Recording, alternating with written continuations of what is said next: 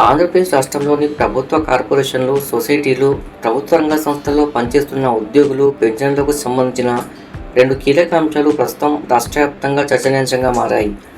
ఒకటి, కార్పొరేషన్ ఉద్యోగుల పదవీ విరమణ వయసును 60 నుంచి 62 ఏళ్లకు పెంచే ప్రతిపాదన కాగా, మరొకటి సిపిఎస్ అమల్లోకి రాకముందే నోటిఫికేషన్ వచ్చినప్పటికీ ఆలస్యంగా ఉద్యోగాల్లో చేరిన సుమారు 11,000 మందికి పాత పెన్షన్ విధానం అంటే ఓపీఎస్ అమలు చేయాలని డిమాండ్. ఈ 2 అంశాలకు సంబంధించిన ఫైళ్లు ప్రస్తుతం ఆర్థిక శాఖ వద్ద పెండింగ్లో ఉన్నట్లు సమాచారం. ఇప్పటికే మంత్రివర్గ ఉపసంఘం ఈ ప్రతిపాదనలకు సానుకూలంగా స్పందించినప్పటికీ తుది ఆర్థిక ఆమోదం ఆలస్యం కావడంతో ఉద్యోగుల్లో తీవ్ర అసంతృప్తి నెలకొంది.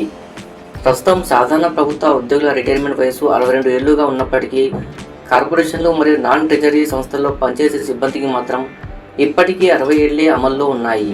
దీంతో ఒకే ప్రభుత్వ పరిధిలో పనిచేస్తున్నప్పటికీ తమకు అన్యాయం జరుగుతుందని ఉద్యోగులు ఆవేదన వ్యక్తం చేస్తున్నారు. ఇక ఓపీఎస్ అంశానికి వస్తే 2004 సెప్టెంబర్ 1కి ముందు నోటిఫికేషన్ వచ్చిన ఉద్యోగాలకు ఎంపికై పరిపాలనా కారణాల వల్ల తర్వాత విధుల్లో చేరిన వారికి పాత పెన్షన్ వర్తింపజేయాలని కేంద్ర మార్గదర్శకాలు ఉన్నాయని ఉద్యోగ సంఘాలు గుర్తు చేస్తున్నాయి.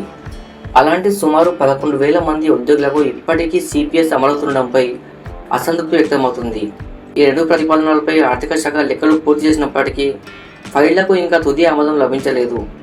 అయితే త్వరలో జరిగే కేబినెట్ సమావేశంలో ఈ అంశాలు చర్చకు వచ్చే అవకాశం ఉందని సచివాలయ వర్గాల్లో ప్రచారం జరుగుతుంది.